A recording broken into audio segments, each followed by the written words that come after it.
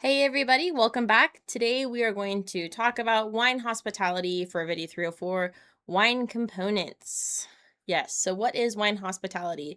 It is the proper etiquette for serving and describing wine, and it's all rooted in the purpose of creating the best customer experience possible, making sure that customers feel comfortable, safe, and enjoy themselves, right? So if you've ever worked in hospitality, you know this is the root of everything. Wine hospitality is no different.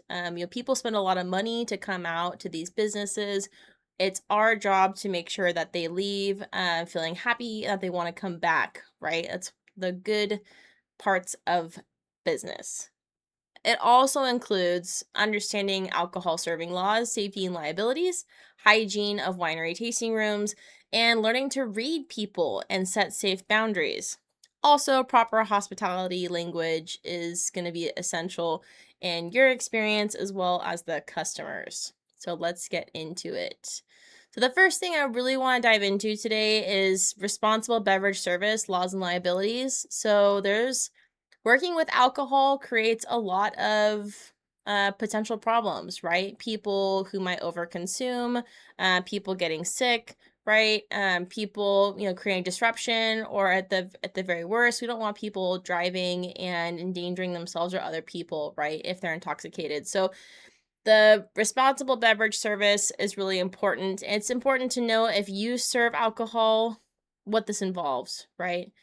So, as of July 1st, 2022, serving sizes for alcohol, not just wine, alcohol as a whole, are regulated by the ABC, Alcohol Beverage Control, through a mandatory California program called Responsible Beverage Service, also known as RBS, right?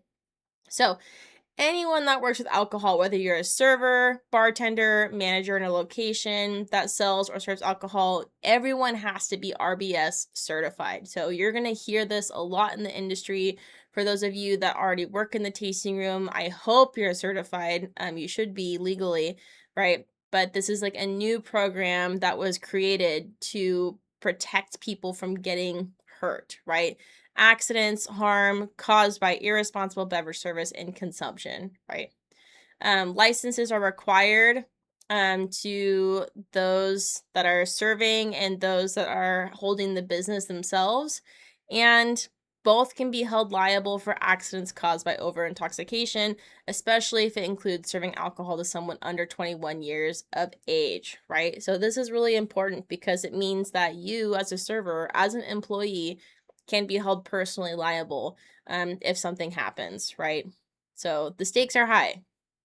So, what you should know, right? Potential liabilities of serving alcohol. The first thing you should know, and we see this displayed in lots of places, you have the right to refuse service in California, right? As a state, you have the right to refuse service, right? So if you are ever put in a situation, an extreme situation where you're just like, I can't do this, I can't risk my job, I can't risk the income, and or you're worried about safety, you do not have to serve anyone. Also, your manager can't make you serve anyone either, especially if it makes you uncomfortable or there's a safety factor there, right? If you end up serving or selling alcohol to a minor, it is actually a misdemeanor. The business is liable a minimum $1,000 fine and 24 hours of community service. You, as a server, are also liable, right? If a minor who purchases and consumes causes serious bodily harm to someone else or themselves, you as a server are liable up to 6 to 12 months in county jail and $1,000 fine. It also goes on your permanent record as a misdemeanor, right? So this is serious. The stakes are high, like I mentioned, and um, it's caused a lot of stress to a lot of servers, but this is something that should be taken seriously. So this is why we've set these rules in place, right? Also, really important to know that the ABC, the Alcohol Beverage Control, does use minor decoys. Like they will send out people who are under 21, under 18 to attempt to purchase alcohol at businesses that are licensed just to make sure that they are checking IDs and doing their due diligence, right? So, stay on your toes, right? And you don't want to get caught in a bad situation, right? I have a couple of links here to the ABC frequently asked questions, the consequences of overserving, and how to stay compliant with RBS here for your guys' use. Okay, so safe serving. So like with that kind of red tape, that red flag in the beginning there in front of us, now we can talk about what is safe serving, right? So the RBS standard for safe consumption of alcohol, or I should say specifically for wine, is 5 fluid ounces per glass, right? I'm actually going to change that really quick, because it's different depending on what alcohol you're pouring. So the consumption of beer, of spirits, it all depends on what you're drinking. So for wine, it's 5 fluid ounces per glass, right? This includes sparkling, whites, reds. Most wines will fit in this parameter, right? It's really important to note that that's not the same for fortified wines. So port style wines or anything that has a high alcohol content. So I'm talking about alcohol content like above, like around 18 to 20% in that higher range that you'd see like sweet fortified wines to be in. The serving size for that for RBS is not 5, it's 3 fluid ounces, right? And this is because these wines are higher in alcohol, they're more potent. So the formula changes and how much you should consume safely, right? So 5 fluid ounces per glass for most wines, except for 3 fluid ounces for fortified wines, right? So an RBS standard is 1 glass per hour for safe metabolism of alcohol, right? So if you are going to drink sweet port style wines, you should only be having 3 ounces per hour, right? I know it doesn't seem like much, but these are high alcohol things. This is for safe consumption. If you would like to drive home safely without endangering yourself or anyone else, these are the rules set in place. Also important to know that a lot of people don't know, there are different serving sizes, but also different types of glasses that are unique and specialized for each type, right? So even though like you might love dessert wines, you might love port or sweet wines, right? And that's wonderful. Those are actually intended to be served in a fortified glass, right? A fortified wine glass. So as you can see from this picture from Wine Folly, all of these glasses are different shapes, different sizes, right?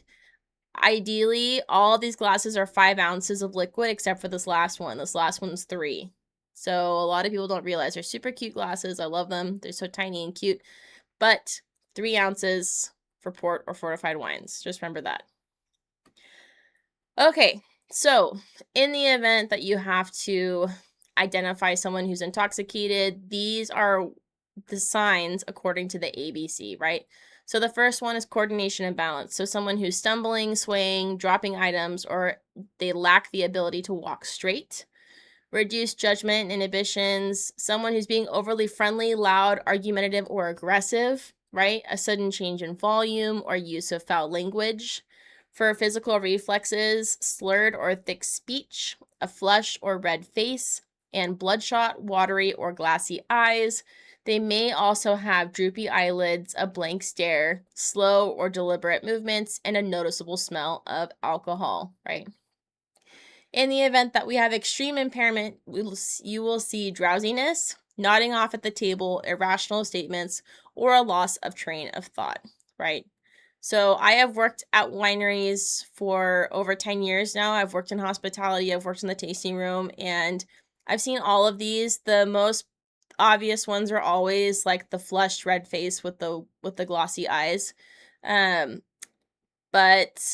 it's hard, right? Working in the alcohol industry, it's inevitable that this will happen every now and then. It's hopefully getting better with this RBS certification, right? And the whole point of this is we're trying to prevent it. But in the event that we're trying to prevent it, we also have to be good at finding it and seeing the signs, because we don't want people to drive home and unsafe, right? So what to do? If you notice that a customer is intoxicated, it kind of like puts us as a server into this panic mode, right? And it could be that we did everything we could to abide by RBS. We did everything correct. We served the proper amount within the proper allotted time. We don't know if a customer is coming to the winery already drinking or if they pre-gamed, if they're taking some type of like drug that's supposed to give them a good time for the day that doesn't really mix with alcohol, right? People when they're trying to celebrate and have a good time, unfortunately, don't always make the best choices, right? And then the consequences, it's a risk to safety in public spaces, unfortunately, right? So we have seen circumstances where, yeah, customers have pre-gamed. Maybe they came from another business that didn't respect or follow RBS standards, so they're already drunk, already displaying signs of intoxication. Prescription change too. They could have been that they're using other drugs to have a good time, but they could also have a new prescription that they aren't aware of the effects of alcohol on it. It could be a lot of things. It could be that they're tired. It could be they didn't eat all day. I'm always surprised how many people show up for an alcohol tasting and they don't have any food in their stomach. That's a huge problem, right? That alcohol is going to be absorbed into your stomach lining much faster, and you're going to be exhibiting signs. It's not going to be a good day. Anyways, we don't know. But if you come upon this, or when you come upon the situation where you're really at a point where like, I don't feel comfortable serving this person, they're already displaying signs of intoxication, right? The best thing that you can do is stop serving them. Don't serve them anymore, right? Contact your manager immediately, right? We have had situations where staff in the tasting room feel uncomfortable to confront a customer about cutting them off, or maybe even just like politely suggesting like, oh, I think it's time to stop, right? In that case, contact your manager to handle it. A manager is a manager for a reason. I'm all about getting the help that you need and learning from them, right? Hopefully they have the skills to speak to the customer, diffuse the situation, and get them in a safe space, right? And if you are a manager and you weren't given those skills, it's time to have a talk with management of the business, right? Because these are really important skills to have, right? So contact the manager so they know what's going on, right? If you're going to handle it or the manager is going to handle it, how you handle it matters, really matters. You have to stay calm and friendly. You don't want a drunk customer triggered into an anger state, right? So people can get really defensive. Their concept of judgment is blurred. So if you come into the situation in an aggressive state, you're most likely going to receive aggression back, right? So be friendly. Offer food and water if you can to the customer. Most wineries are doing really well with this, where they're having like cheese and crackers available to purchase, right? In the situation where you're really legitimately concerned about someone's safety, have the winery just write it off. And you could even present to the customer as like a treat, like, oh my gosh, thank you guys for visiting today. Can I offer you some cheese and crackers on the house, right? We don't want that to be a usual, because then, it's going to cost the winery a lot of money, or wherever you're working. But if that's a situation where you think it's going to excite the customer and it's going to get them to eat and get some water, great. If it puts them in a safer position. Also, if they are ready to leave and you don't feel like they're capable of driving home safely, you can always offer to call an Uber or Lyft. You can work with them to have their car parked at the winery overnight if possible, right? This is where having that conversation with the ownership of the winery is a really big deal, right? Know what the winery is comfortable offering and what tools you have if you're in a situation like that, right? You can also recommend a sober family member to pick them up, take them home. Maybe the car just stays in the winery parking lot overnight and they can come get it the next day, right? I did read online a little bit of information about whether or not it was legal to take the customer's keys. I'm not sure. That's a gray area, and you have to talk to the ownership of where you work with what they are comfortable you doing. I do know, though, that if someone leaves, if you had done everything you could to prevent someone from leaving in an unsafe state, you can call local law enforcement, report the vehicle and the license plate, right? We can't restrain customers. We can't force customers to do anything. We can only practice safe service and do everything we can to keep this from happening. But in the event that you're in an emergency situation, it's really important to know how to handle it, right? So I encourage you to have that conversation with your managers, the ownership of the business that you work for, and making sure everyone knows how to handle that situation, because you don't want to be in a position where you don't know what to do, right? So Hopefully you never have to deal with that, but we have these conversations so that way you have the tools if that does happen, right? Okay, hopefully these things don't happen, right? But the best way to prevent this from happening, right, is to practice safe consumption, right? Don't overconsume. Stay within the RBS guidelines. As a guest, right, if you are going to go somewhere, what you can recommend to guests, if this comes up in natural conversation, is they need to stay hydrated. It's very, very important that they drink water, double the amount of water per alcohol that they're consuming volume wise, if not more. Eating food is so important. If you go tasting or drinking on an empty stomach, your stomach lining absorbs that alcohol right away and you immediately start feeling symptoms. It's not a good day, right? If there's food in your stomach, the absorption is slower and it's much more gradual. It gives your body time to metabolize that, right? So eating food is so important. Also, being aware of the effect of alcohol on any personal medications that you have, right? You would be surprised, and depending on how good your doctor or pharmacist is, you may or may not know what the risks are, right? Also, always, always, always have a backup plan for a ride home or establish a designated driver from the start. Wineries love DDs, designated drivers, right? Sometimes we give you free snacks, free sodas, right? We always love it when someone has a DD. It makes us very, very happy, right? Also, in the event that you didn't follow any of that advice, ask for help. Ask for help, right? In the event that you're like, you know what, I can't drive myself home, or maybe you could say, I don't know what's happening, I'm not feeling well. We've had people have had medical emergencies at the winery that are completely non-alcohol related, right? Ask for help. Ask for help. The winery would be more than happy to call someone for you, call an Uber. A lot of the times I've heard stories of wineries staying open late until the customer is ready to drive home. I know winery owners that have driven people home themselves and sent their spouse or their son as the backup driver for their vehicles. They could drop off that person's vehicle.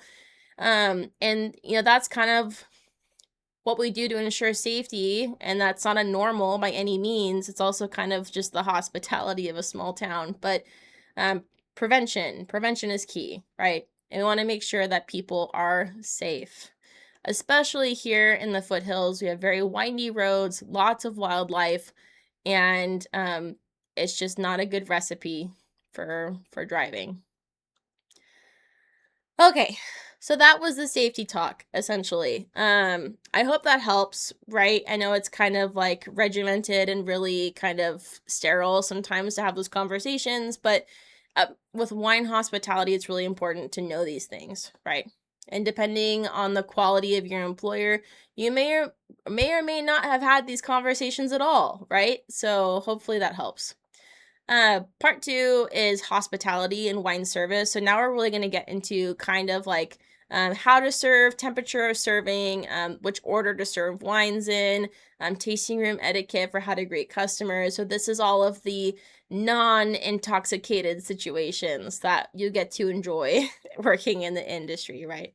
So hospitality and wine service. Okay, what's the right serving size, right? So a full glass is 5 fluid ounces, right? Unless it's a port style fortified, then it's 3 ounces per glass, right? So it's very common etiquette to serve a full glass for a cocktail party, for a glass of wine before dinner, for casual meals. And again, this is kind of more for like restaurant slash catering side of things, right?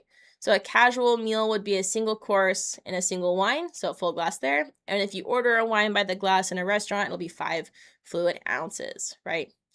Half glass. There are some situations where a half glass is ideal. So if you're doing a toast, right? So you're giving a speech celebrating a really special moment, or if you would like to announce something to the party, a half glass, 2.5 fluid ounces is perfect for that.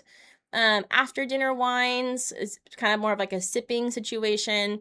If you have a fancy meal where you have multiple courses paired with multiple wines, smaller pours are important, right? And then also for the restaurants or wineries that are involved with this, is very important. Please, please, please do not pour full glasses of wines for a wine pairing meal, right? It's too much wine, okay? Make sure you divvy out for RBS standards and tasting, right? If you're going to have a 3-course meal that goes over the course of, 2 hours, make sure you're serving the proper ounces to properly metabolize. Even though food is involved, right? It's still important that we don't overserve. Okay, wines by the bottle in restaurants. Oftentimes, if it's a bottle being split between a large table, the waiter or waitress, the server, excuse me, will just pour a half glass to get everybody started and then to move on to the meal serving, right? So those are situations where you can see that. Part of hospitality is also like preparing the tasting room before the business opens, right? So this is going to seem like really obvious, right? But these are things that make a big difference. So cleaning the surface in the bar and surroundings, making sure menus are prepped, and that you are educated on the wines, the wine club, the policies, and pricing. It can be irritating for you, but also the customer, right? If they start asking you questions that you probably should know the answer to, right? So the question would be like, oh, well, how much is it going to cost me to do a wine tasting today? Or, oh, I'm a wine club member and I brought my 6 friends. How many of us get comp tasting because my wine club? Or is that a possibility, right? So these are things the customer, I guess you could say, should know, right? But for you as someone in that position working in that workplace, you want to be prepared, right? Also, it's really important that all the wines that are being poured are stocked and ready, along with wine totes, bags, anything you're going to sell a product in, receipt paper, all those things need to be stocked and ready. It's very important that any wines that were open the previous day or any new wines that you open are smelled, at the very least, just smelled for quality control. Some tasting rooms have very strict policies on not tasting the wine when the bottle's open. And I'm not saying like pour yourself a glass and sip on it through the day. I'm saying some wineries will say smell and taste, and some wineries say just smell, right? And so we're actually going to have a presentation on wine faults and the skills you learn from that lecture, but also that in-person lab are going to be what helps you to determine what's not safe for serving, right? The customers that come in, like you might know these wines, you might have worked at this winery for years, but if you don't try something before you serve it to make sure that it's showing its best foot forward, right? You might accidentally pour something that's spoiled or tainted to a customer and they don't know the difference. They just think that that's what the wine tastes like. They might not be like, oh, well, this is not what your Tempranillo tastes like. Is this okay? Like they're not going to ask that. They're just going to dump it and move on. So you want to make sure that the wines are showing their best possible selves. Okay. Okay. Also open any new bottles of wines missing from the tasting menu, right? It takes a lot of time to open bottles. I mean, like not really, but it's when you have a busy tasting room, like during Apple Hill season, it gets flooded, right? You want to make sure everything is open and ready. If your policy is to have 2 bottles of everything open, go for it. So that way you can just grab and go, right? So makes a big difference. Okay, winery etiquette. This is hard and it shouldn't be. It shouldn't be hard. It's difficult sometimes because we see a lot of people coming and working in tasting rooms that are just doing it for the weekend, or they're doing it for fun, or maybe they're retired and they're trying to, get out and interact with people and socialize a little bit in a job that's interesting and fun to them, right? Sometimes people who come and work in tasting rooms have zero background in hospitality or customer service, right? So there's certain etiquette involved that everyone should know for a successful tasting room, right? So the very first thing, and this kills me, greet the guests as they enter the room. Anytime someone passes through that threshold or a new face comes into the business, you should greet them. It doesn't matter if you are busy, if you're in the middle of a conversation with a customer, one person should greet them. And it doesn't have to be awkward. It's a, hey, welcome in, or like, hi there. Really quick, not a big deal, right? And make sure that the customer feels welcome and acknowledged. And that's important.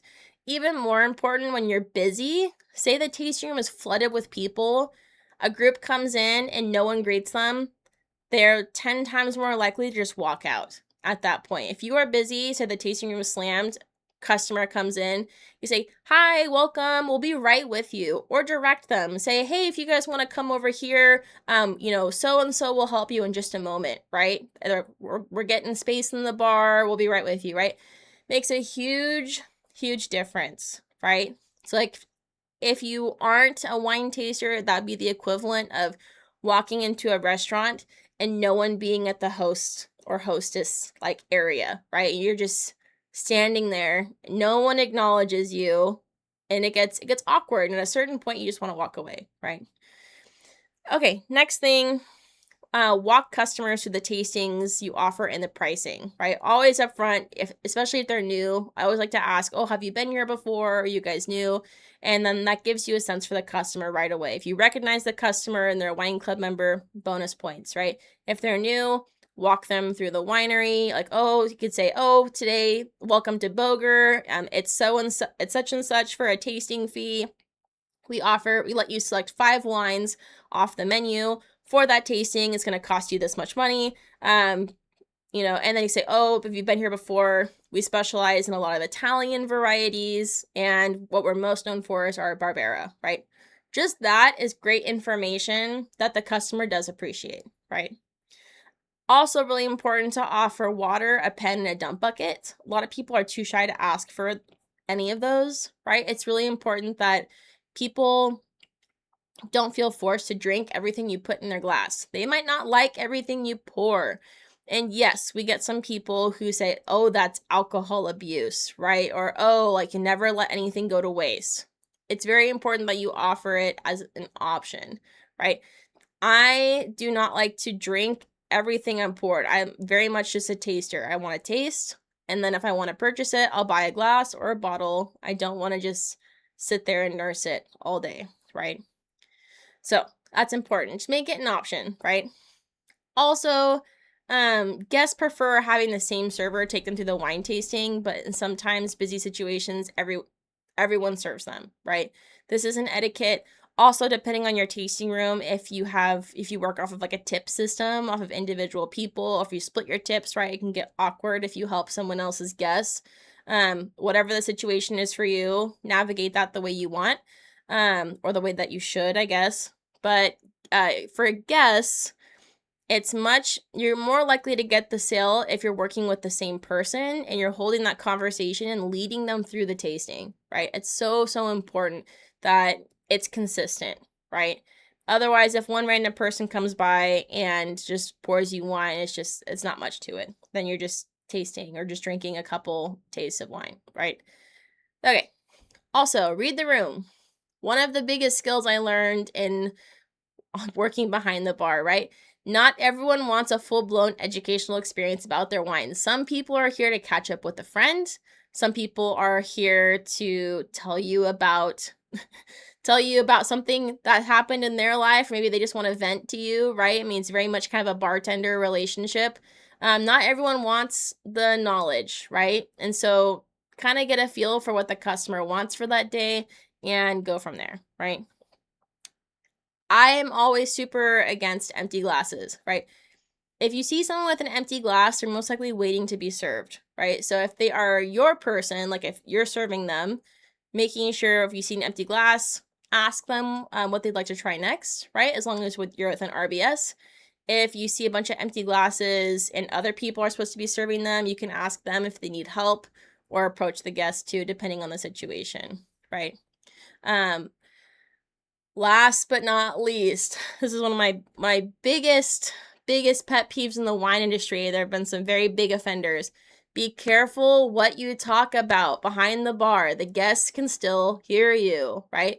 So the space between you standing behind the bar and the guest on the other side of the bar is no more than 6 feet, right? So any private conversations that you might have with a fellow employee or friend that you work with, the guests can still hear you, right? So if you're talking smack about another winery, or if you're talking about a really personal situation, right? Something that might not be appropriate for work, or even if you're bagging on other employees or problems at the winery, that's bad kudos. That's not good. Customers can hear it. It creates a bad environment for the customers, and it looks very unprofessional on the employees, right? So please be very careful what you talk about behind the bar. I've had many situations I've needed to talk about something, personal or private or upsetting, whatever. Go to the back room. Leave the space. If you need to talk about it, we've all been there, but do not talk about it behind the bar. Customers can still hear you, okay? So, and especially do not talk about other customers, because then the current customer that can hear you is going to say, "Oh, what are they going to say about me when I leave?" Right? So, don't do that. Okay, that's a big no-no. Okay, serving wine. Every taster must be 21 or older. Make sure to check your IDs, right? And some people travel from out of state. If it takes you a long time to figure it out, then it takes you a long time to figure it out. It's okay if it's awkward. You just need to make sure that they are actually of age, right? Okay. Pouring a flight. A wine should always be served in order from left to right of the taster, right?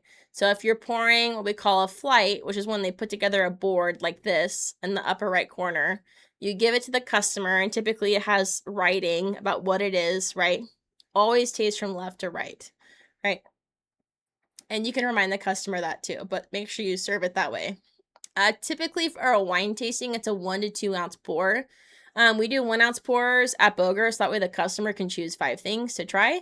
If you don't know what 1 ounce or 2 ounce or even 5 ounces looks like in a wine glass, measure it, right? Don't eyeball it. Make sure you measure it if you need to.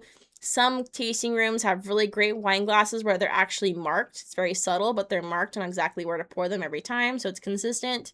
But make sure you don't have to do it every time, but recalibrate yourself, right? Make sure you know exactly how many ounces you're pouring. It's easy to get a heavy hand, right? Okay, storage and serving temps. So we have sparkling white wines and red wines on this list. So if you're serving sparkling wines, you want to keep it in the fridge.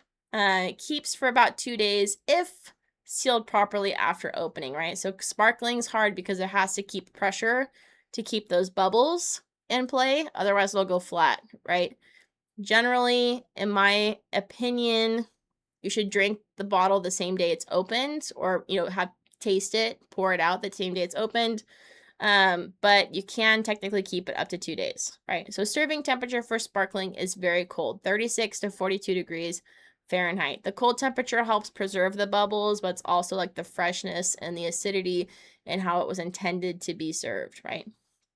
Okay, white wines. Also, keep it in the fridge when you're not pouring it, right? It can keep 2 to 3 days after opening, depending on the variety that it is, right? And when you work in a winery, you'll know like which ones do well and which ones don't. Serving temperature of wines could be anywhere from 40 to 60 degrees Fahrenheit. What I have found is that for some varieties, like I remember with Viognier when I worked at Louis Grace, if we served it too cold, it became really muted. It just lost all of its character. So we actually would leave it out on the bar for 20, 30 minutes. Let it just warm up just a little bit. It's still chilled, but not like cold. And then a lot more character came out. I saw a really big difference in the response of my customers and who I poured that for, right? So having that attention to detail can make a big difference on the sale of a wine, right? For red wines, its best serving temp is between 60 to 68 degrees, and we like to call that like cellar temp, or 55 is a good storage temperature for that. Some lighter reds will only last for 1 day after opening, and some bold reds can last up to 3 days. Again, just knowing the wines that you work with at your specific winery will make a big difference, right? This is also why if any wine is carried over from 1 day to the next, that the bottles are dated at a winery, so that way they know how long it's been opened, right? And also why it's important to smell/taste wines before serving them, because if someone didn't mark it or forgot to mark it, you're serving a wine that's been open for 2 weeks, it's not going to taste very good anymore. So that's important. Okay, wine tasting order. Tasting normally starts with dry light wine to fuller body and sweeter wine. So it starts light to heavy every time, right? So if you have like a whole very well-rounded menu of wines, you would do sparkling first, right? So sparkling wines are best for starting. It'll help cleanse your palate, and it's light and acidic, so it's always a great entry wine. Then you'd want to serve a white wine, followed by rosé, followed by a lighter red, a bolder red, and then any sweet wines should be last, right? So sweet, heavy wines should be last because sweetness specifically will trash your palate, right? If you have a sweet coffee or any candy before going into a wine tasting of a dry wine, it's not going to taste good. So this is the general tasting order for how things should be served.